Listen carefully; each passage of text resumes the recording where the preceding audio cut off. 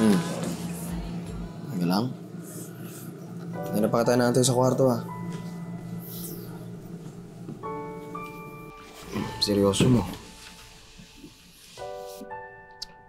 Wala. Napaisip lang ako dun sa inasal ni Jessa kanina. Sabi ko naman kasi sa'yo, di ba? Huwag mo nang isipin yung mga pinagsasabi ni Jessa. Hindi eh. Malaki yung kasalanan ko sa kanya. Siguro kung hindi ko siya sinabotahe sa trabaho noon, baka okay pa kami ngayon. Siguro kung hindi ko pinagsiksikan yung sarili ko sa'yo, baka pati pa kayo ngayon. Ikaw ba hindi ka nanghihinayang sa closest yung magkapatid? Ako? Siyempre may panghihinayang din. Imaginein mo hanggang dikit kami nun. Kahit saan nagkakasundo kami. Sobrang solid namin. Alam mo, namimiss ko nga yun. Kahit madalas bratinela.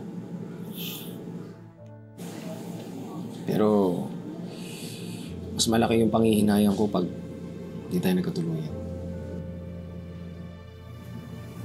Kung di nag-cruise yung landas natin nung nalasing ka, naalala mo, sa table nakagulong ko. Bakit? Totoo naman,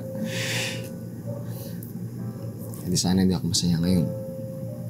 Walang makulit na Joella. Alam mo, huwag ka na mag-overthink kay Jessa. Alam ko, magkakasundo din tayo. Lalambot puso nung.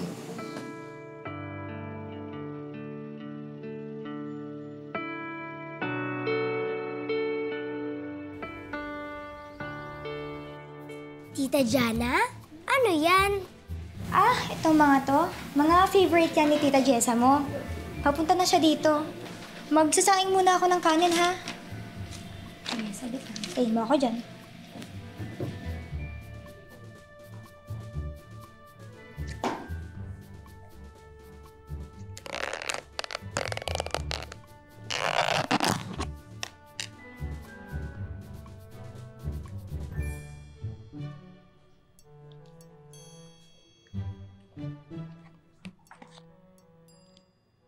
Hello, Mama? Joella, don't eat that! Di ba sinabi ko sa'yo huwag kang kakain ng may bagoong dahil allergic ka? Ba't ba ang tigas-tigas ang ulo mong bata ka? Di ka nakikinig sa akin, ha? Tinikman ko lang naman eh. Sinabihan na kita, Joella. Ate Ariela, wag mo naman pong sigawan yung bata. Ikaw, Jana, isa ka pa. Gusto mo bang patayin yung anak ko kaya mo pinapakain ng binagoongan? Alam mong allergic siya, di ba? Mag-isip ka naman! Nakakairita ka, Jana! Hoy, Demonita! Bakit mo inaaway yung kapatid ko, Aber? Ganyan mo ba siya tratuhin habang wala ako, ha? Jessa, pwede ba? Huwag ka nang sumabat. Wala ka namang alam dito, eh. Kapatid ko ang sinisigawan mo. Favorite pastime mo ba yan, ha? Ang mang-away ng tao? Anong pinagsasabi mo? Sinasabihan ko lang to si Jana dahil allergic sa bagoong yung pamangkin mo. Nagmana yan sa akin. Nagmana si Joella sa'yo? Umalis mo na kayo dito. Nagmana pala sa'yo si Joella eh. Yan. Katihin ka sana. Mamatay ka na! Matagal na ako nagtitinda sa'yo! Hayop ka! Tumasok!